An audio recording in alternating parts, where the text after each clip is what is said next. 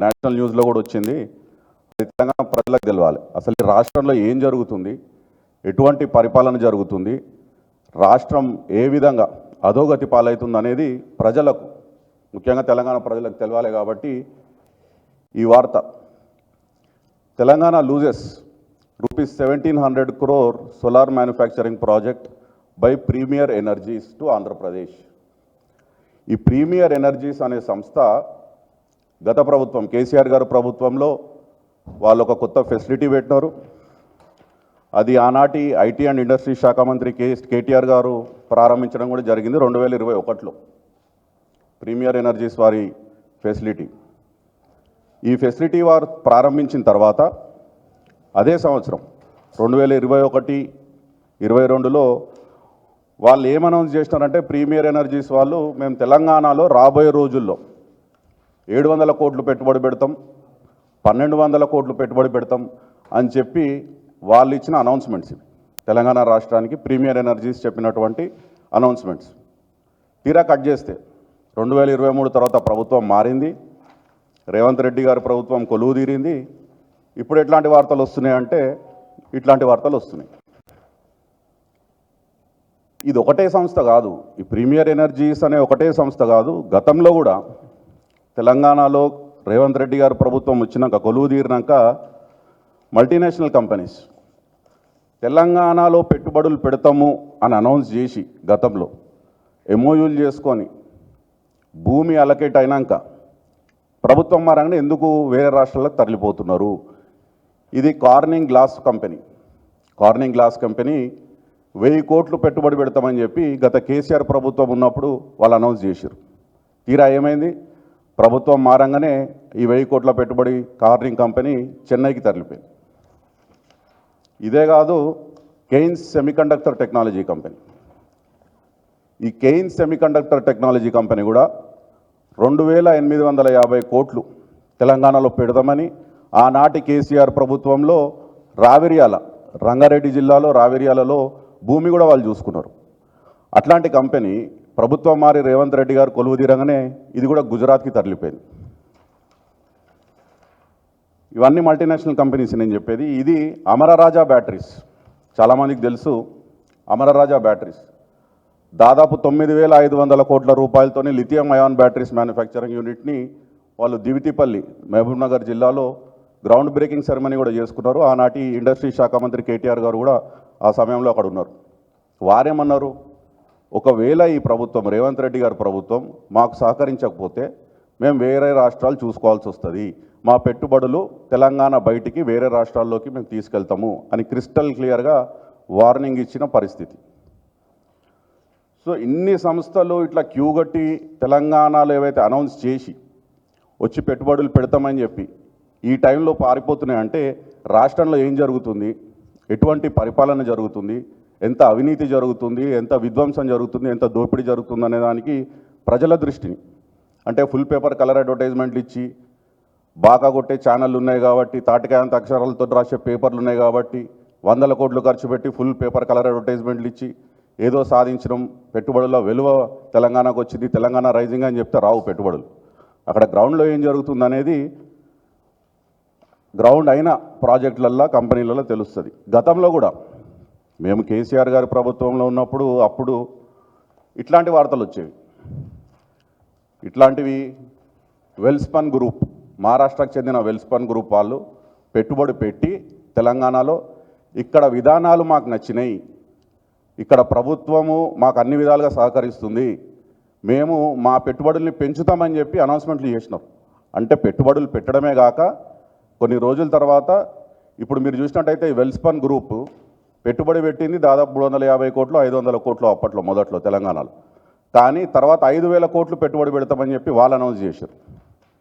కిటెక్స్ సంస్థ, కేరళ బేస్డ్ కిటెక్స్ సంస్థ, ఆయన ఎండి సాబు జేకబ్ గారు, వీరు 1000 కోట్లు పెట్టుబడి పెడతామని తెలంగాణకు వచ్చి ఇక్కడ విధి విధానాలు నచ్చి ఆనాడు కేసీఆర్ గారి ప్రభుత్వంలో టీఎస్ ఐపాస్ లాంటి విప్లవాత్మకమైనటువంటి ఒక ఇండస్ట్రియల్ పాలసీ, దేశానికే తలమానికంగా మారినటువంటి పాలసీ, తద్వారా ఈ బ్యూరోక్రసీ కానీ రెడ్ టైపిజం కానీ ఎక్కువ లేకుండా బ్రహ్మాండంగా అన్ని అనుమతులు వచ్చి అన్ని విధాలుగా తెలంగాణ ప్రభుత్వం, ఆనాడు కేసీఆర్ గారి ప్రభుత్వం ఏదైతే పెద్దపీట వేసిందో పెట్టుబడిదారులకు ఆనాడు వాళ్ళు చేసినటువంటి అనౌన్స్మెంట్స్ ఇవి రిపీట్ ఇన్వెస్ట్మెంట్స్. వారు రోజు 1000 కోట్లు పెట్టుబడి పెడతామని చెప్పి ఇక్కడికి వచ్చిన తర్వాత 3000 కోట్లకు వాళ్ళ పెట్టుబడులు ఇంక్రీజ్ చేశారు. మేము ఆ రోజు గర్వంగా చెప్పినాం, తెలంగాణలో కేసీఆర్ ప్రభుత్వంలో వచ్చే పెట్టుబడులు ప్రైవేటు పెట్టుబడుల ద్వారా రిపీట్ ఇన్వెస్ట్మెంట్స్ అంటే ఒక ఇన్వెస్ట్మెంట్ వచ్చి మళ్ళీ వాళ్ళే రిపీట్ ఇన్వెస్ట్మెంట్స్ దాదాపు 26% రిపీట్ ఇన్వెస్ట్మెంట్స్ వచ్చిన ఏకైక రాష్ట్రం తెలంగాణ. అందులో కేసీఆర్ గారు ప్రభుత్వం ఉన్నప్పుడు 2014 నుండి 2023 వరకు.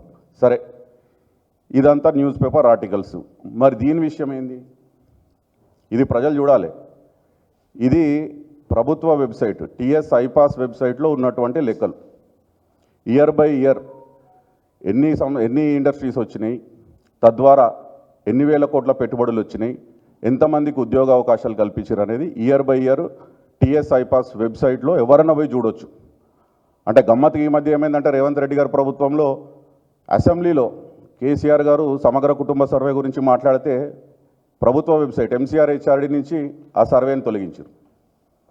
తర్వాత atlas Telangana state abstract KCR గారి టైంలో 2014 నుంచి 2023 వరకు పర్ క్యాపిటల్ ఇన్కమ్ తలసరి ఆదాయం కానీ రాష్ట్ర స్థూల ఉత్పత్తి కానీ నంబర్ 1 రాష్ట్రానికి చేరింది అని చెప్పి అదొక రిపోర్ట్ ఉంటే ప్రెస్ కాన్ఫరెన్స్ పెట్టి కేటీఆర్ గారు ఆ రిపోర్ట్ని ఉచ్చరించగానే అది కూడా వెబ్సైట్లో నుంచి తీసేస్తున్నారు. మరి ఇది కూడా తీసేస్తారేమో, ఎందుకంటే ఇది క్రిస్టల్ క్లియర్గా మీ డొల్లతనానికి మీ అనాలోచిత విధానాలకి ఎట్లయితే పెట్టుబడులు వస్తలేవో తెలంగాణకి క్రిస్టల్ క్లియర్గా మీరే చెప్తున్నారు తెలంగాణ వెబ్సైట్లో. దీంట్లో ముఖ్యంగా మీరు గమనించాల్సింది ఏంటంటే కోవిడ్ సంవత్సరంలో 2020-21 ఎప్పుడైతే కోవిడ్ వచ్చిందో మార్చ్లో లాక్డౌను, ఆ సంవత్సరంలో కూడా తెలంగాణ ఆనాడు కేసీఆర్ గారి ప్రభుత్వంలో 3384 ఇండస్ట్రీస్ వచ్చినాయి కొత్తవి ఆ సంవత్సరం ఫైనాన్షియల్ ఇయర్లో. తద్వారా పెట్టుబడులు వచ్చేసి 16,047 కోట్ల పెట్టుబడులు, 1,62,597 ఉద్యోగాలు ఆ రోజు కోవిడ్ సంవత్సరంలో తెలంగాణలో వచ్చినాయి కేసీఆర్ గారి టైంలో. కట్ చేస్తే ఈ ఆర్థిక సంవత్సరం 2024-25 ఇంకో 20 రోజులైతే అయిపోతుంది. ఈ ఆర్థిక సంవత్సరంలో వచ్చిన పెట్టుబడులు కేవలం 1,671. అంటే మీరు చూసుకుంటే సగానికి సగం కోవిడ్ సమయంలో వచ్చినటువంటి పెట్టుబడులు కూడా సగానికి సగం పడిపోయినటువంటి పరిస్థితి ఈ సంవత్సరంలో. ఇప్పుడు వచ్చినటువంటి ఇన్వెస్ట్మెంట్స్ కూడా కేవలం 12,000, అప్పుడు వచ్చింది 1,60,000, ఇప్పుడు వచ్చిన ఉద్యోగాలు 42,000, ఆనాడు 1,62,000. నేను కోవిడ్ ఇయర్ ఎందుకు చెప్తున్నానంటే కోవిడ్ ఇయర్ కాకుండా మిగతా సంవత్సరాలు ఏది చూసుకున్నా కానీ 3,000 పైచిలుకు ఇండస్ట్రీస్ వచ్చినాయి, లక్షల్లో ఉద్యోగాలు క్రియేట్ అయినాయి గత 6 సంవత్సరాలు. ఈ సంవత్సరమే సగానికి సగం పడిపోయింది. అక్కడ ఇండస్ట్రీస్ కానివ్వండి, ఉద్యోగ కల్పన కానివ్వండి, పెట్టుబడులు కానివ్వండి.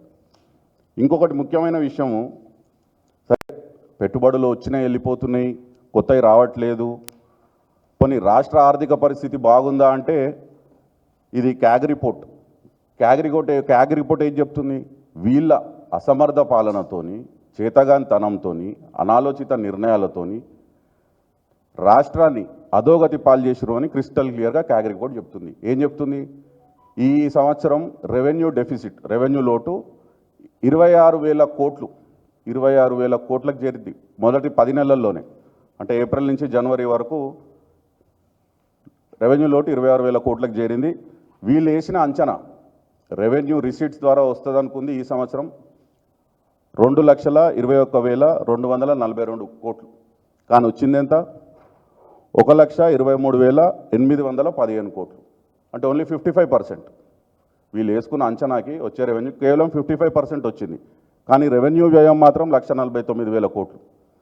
తద్వారా రెవెన్యూ డెఫిసిట్ 26,000 కోట్లు. మరి 26,000 కోట్లు రెవెన్యూ డెఫిసిట్ని ఎట్లా భర్తీ చేయాలి తెలియదు.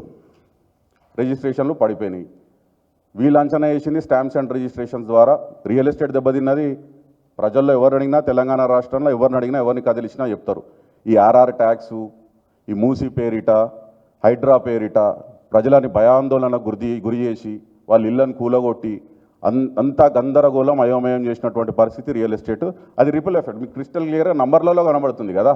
మేం చెప్పడం కాదు, రియల్ ఎస్టేట్ ఎంత దెబ్బతిన్నది అన్నది. 15,000 కోట్లు అంచనా వేస్తే రియల్ ఎస్టేట్ రాబడి ఈ ఆర్థిక సంవత్సరంలో కేవలం 10,000 కోట్లే వచ్చింది. అంటే దాదాపు ఇది కూడా 50-55% వచ్చింది, అంతకుమించి రాలేదు.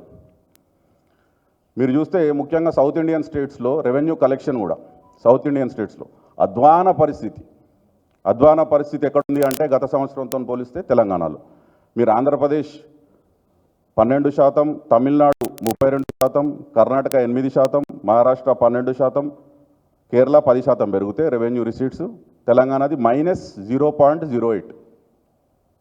ఇవి లెక్కలు నేను చెప్పే లెక్కలు కాదు, ఇవి క్యాగ్ చెప్పే లెక్కలు, ఆర్బీఐ చెప్పే లెక్కలు. జిఎస్టీ కలెక్షన్స్ 1%, తెలంగాణ రాష్ట్రంలో జిఎస్టీ కలెక్షన్స్ వచ్చింది 1%. అంటే ఈ కోవిడ్ సంవత్సరం మినహాయిస్తే 2021 మిగతా ఏ సంవత్సరంలో కూడా 6% మించి తగ్గలేదు మనకి జిఎస్టీ కలెక్షన్స్.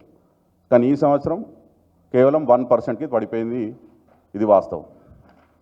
అంటే ఇవన్నీ మీకు ఎందుకు చెప్తున్నానంటే వీళ్ళు చెప్పేది అడ్వర్టైజ్మెంట్లు చేసుకునేది, డబ్బాలు కొట్టుకొని మాట్లాడేదానికి ఇక్కడ గ్రౌండ్లో ఏం జరుగుతుందనే దానికి ఉదాహరణ. సరే, రెవెన్యూ పడిపోయింది, కొత్త పెట్టుబడులు వస్తలేవు, ఉన్న పెట్టుబడులు వేరే రాష్ట్రాలకు పారిపోతున్నాయి, మరి రెవెన్యూ లోటు ఏర్పడింది. హామీలు మాత్రం 420 హామీలు ఇచ్చినాం, 6 గ్యారంటీలు అన్నాం, కొత్త స్కీములు ఒక్కటి కూడా చాలు కాలేదు, పాత స్కీమ్లే అధోగతి పాలైంది, అసలు ఎప్పుడు స్టార్ట్ అవుతుందో ఎట్లా స్టార్ట్ అవుతుందో ఇచ్చే వాళ్ళకు కూడా ఇస్తలేరు. ఏం చేయాలి? ప్రజాధనాన్ని ప్రజా సొమ్ముని తెగ నమ్మాలి. ఇది 400 ఎకరాలు గచ్చిబౌలిలో అమ్మకానికి తెలంగాణ ప్రభుత్వం, రేవంత్ రెడ్డి గారి ప్రభుత్వం అమ్మకానికి పెట్టినటువంటి ప్రపోజల్. గతంలో రేవంత్ రెడ్డి గారే పెద్ద పెద్ద మాటలు మాట్లాడినారు. ప్రజా ఆస్తి ఇట్లా అమ్ముకుంటూ పోతే రేపు భావితరాలకు మనం ఏం సందేశం ఇస్తాము, శ్మశానాలకు కూడా జాగ మిగలదు అని చెప్పి మాట్లాడిండు. మరి ఇప్పుడు 400 ఎకరాలు గచ్చిబౌలి లాంటి ప్రైమ్ ఏరియాలో ఎందుకు అమ్ముతున్నాడు రేవంత్ రెడ్డి చెప్పాలి. ఇంకా సొంత రాబడి పెంచుకునే తెలివి లేదు కాబట్టి ఏం చేయాలి? మద్యం మీద రేట్లు పెంచాలి, 15% పెంచాలి, కొత్త బార్లకి, పబ్బులకి, వైన్ షాప్లకి పర్మిషన్లు ఇవ్వాలి, తద్వారా ఏదో ఖజానా నింపుకునే ప్రయత్నం చేయాలి. ఇంకో గుదిబండ తెలంగాణ ప్రజల మీద ఈ రెవెన్యూ లోటును భర్తీ చేసుకోవడానికి ఏం చేస్తున్నారు? ఎల్ఆర్ఎస్ పేరిట పెద్ద ఎత్తున రేపు రాబోయే రోజుల్లో చాలా పెద్ద డిస్ప్యూట్లు కానీ, లిటిగేషన్లు కానీ, ఇతరతర సమస్యలు తలెత్తే విధంగా ఆదరబాదరగా ఈ ఆర్థిక సంవత్సరం ఈ నెలతోని ముగుస్తుంది కాబట్టి ఈ మార్చి ఆఖరు లోపు దాదాపు 3000 కోట్లు తెలంగాణ ప్రజల ముక్కు వెండి వసూలు చేయాలని చెప్పి ఎల్ఆర్ఎస్ తీసుకొచ్చింది ఈ రేవంత్ రెడ్డి ప్రభుత్వం. గతంలో ప్రజలకు కూడా తెలవాలి, ఇదే రేవంత్ రెడ్డి ప్రభుత్వంలో ఈనాడు మంత్రులు ఉన్నటువంటి వాళ్ళు గతంలో ఎల్ఆర్ఎస్ గురించి ఏం మాట్లాడినారు అనేది జస్ట్ ఒక 1 minute బయట మీకు.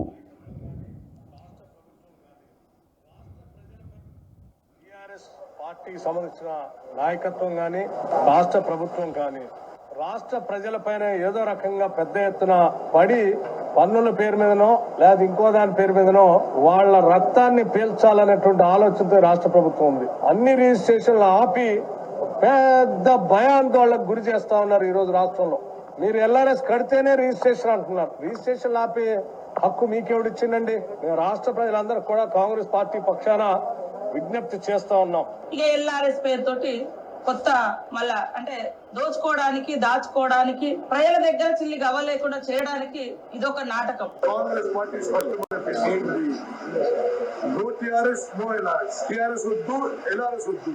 కాంగ్రెస్ వద్దు, మేము అధికారంలోకి వస్తాం, వచ్చినాక రెగ్యులరైజేషన్ ఉచితంగా చేస్తాం చెప్పారు. ప్రాసలు మళ్ళా అందులో ప్రాసలు నో టీఆర్ఎస్ నో ఎల్ఆర్ఎస్, మేము రాగానే ఉచితంగా చేస్తాం. మరి ఇప్పుడు ఏమైంది? వీళ్ళే కదా మంత్రివర్గం. రేవంత్ రెడ్డి గారు కూడా వ్యతిరేకంగా మాట్లాడినారు. కోమటిరెడ్డి వెంకటరెడ్డి గారు అయితే ఒక అడుగు ముందుకేసి హైకోర్టులో పిటిషన్ వేసినారు, రద్దు చేయాలి ఎల్ఆర్ఎస్ని, పేద మధ్యతరగతి ప్రజల రక్తం తాగుతున్నారు ఎల్ఆర్ఎస్ స్కీమ్ తీసుకొచ్చి అని చెప్పి రద్దు చేయాలి అని చెప్పేసి వారు హైకోర్టులోకి వెళ్ళి వేసినటువంటి పిటిషన్. ఈరోజు మాత్రం ఈ నెల ఆఖరు లోపు 3000 కోట్లు దండుకోవాలని చెప్పి ఎల్ఆర్ఎస్ స్కీమ్ని తీసుకొచ్చినటువంటి వైనం. మేము ఇదంతా చెప్పింది ఎందుకు అంటే తెలంగాణ రాష్ట్రం దెబ్బతింటుంది, డ్యామేజ్ జరుగుతుంది. గత 15 నెలల్లోనే ఇప్పుడు మేము చెప్పినట్టు, మేము చూపించినట్టు కొత్త పెట్టుబడులు దేవుడు ఎరుగు, ఉన్న పెట్టుబడులు తరలిపోతున్నాయి. ఇంకా 3-3.5 సంవత్సరాలలో ఎట్లాంటి పరిస్థితి తెలంగాణ రాష్ట్రానికి ఏర్పడుతుంది? ఈ రెవెన్యూ లోటు ఏడికి తీసుకుపోతున్నారు? కేసీఆర్ గారు ప్రతి సంవత్సరం తలసరి ఆదాయంలో 1,20,000 నుంచి 3,50,000 రూపాయలకు పెంచిర్రు. జిఎస్డిపి వచ్చేసి 5 లక్షల కోట్ల నుంచి దాదాపు 15 లక్షల కోట్లకు పెంచిర్రు కేసీఆర్ గారు.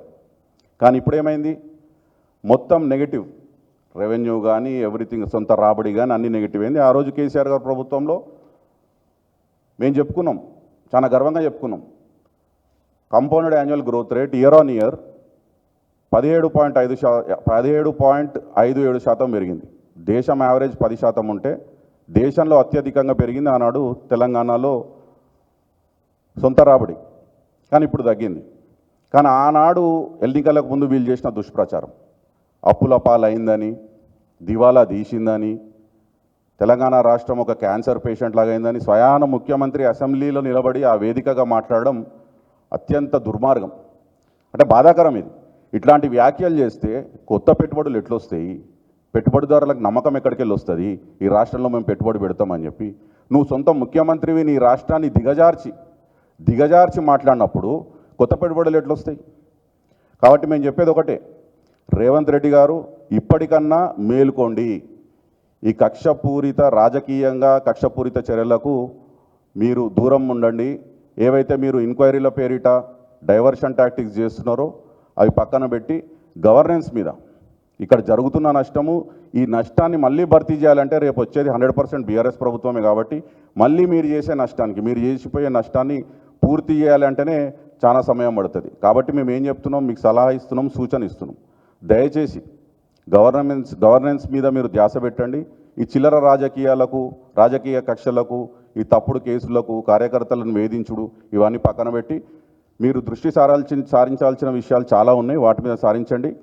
ముఖ్యంగా మేము చెప్పేది ఏంటిదంటే, ఆనాడు కేసీఆర్ గారి ప్రభుత్వంలో 2014 నుండి 2023 వరకు గల్లా ఎగిరేసి గర్వంగా చెప్పినాం తెలంగాణ మొత్తం యావత్ భారతదేశంలోనే నంబర్ 1 రాష్ట్రంగా ఉన్నది అన్ని ఇండెక్సెస్లో. తలసరి ఆదాయం కానీ, జిఎస్డిపి కానీ, పర్ క్యాపిటల్ పవర్ కన్జంప్షన్ కానీ, అదేవిధంగా పెట్టుబడుల ఆకర్షణలో కానీ stable government, able leader, progressive పాలసీస్తోని ఆనాడు కేసీఆర్ గారి ప్రభుత్వంలో కేవలం 9 సంవత్సరాలలో దాదాపు 4 లక్షల కోట్ల పెట్టుబడులు ఆకర్షించడం, తద్వారా 24 లక్షల ఉద్యోగాలు ప్రైవేట్ రంగంలో సృష్టించడం. ఇది చరిత్ర. ఇది గవర్నమెంట్లో ఉన్నటువంటి టీఎస్ ఐపాస్ వెబ్సైట్లో ఎవరు వెళ్ళినా చూసుకోవచ్చు. కానీ ఈరోజు ఏమైంది, రేవంత్ రెడ్డి గారి ప్రభుత్వంలో inept leader, inefficient government, regressive policies. ఆనాడు కేసీఆర్ గారిది మేము ప్రౌడ్గా చెప్పుకున్నప్పుడు able leader, stable government, progressive policies. ఈనాడు రేవంత్ రెడ్డి ప్రభుత్వం inept leader, inefficient, corrupt government, regressive policies. దీంతో రాష్ట్రం దెబ్బతింటుంది. ఇది రాష్ట్ర ప్రజలకు మంచిది కాదు. అయ్యా రేవంత్ రెడ్డి గారు, మీకు సూచనలు సలహాలు కావాలంటే మా పార్టీలో చాలామంది ఉన్నారు, వచ్చి అడగండి. ఆర్థిక పరిస్థితిని ఎట్లా బాగు చేయాలి, ఇన్వెస్ట్మెంట్స్ ఎట్లా కాపాడుకోవాలి, ఇన్వెస్టర్స్ని ఎట్లా దగ్గర తీసుకొని వాళ్ళు పెట్టిన పెట్టుబడులు మళ్ళీ పెట్టి రిపీట్ ఇన్వెస్ట్మెంట్స్ని ఎట్లా చేసుకురావాలి రాష్ట్రానికి అనేది మా దగ్గర అనుభవం ఉంది, మా దగ్గర విఘ్నులు ఉన్నారు. కాబట్టి మీకు కావాలంటే సలహాలు సూచనలు మా దగ్గర రండి. కానీ మీ రాజకీయ ప్రయోజనం కోసం రాష్ట్ర ప్రయోజనాలు దెబ్బతీయకండి. అంతే. Thank you.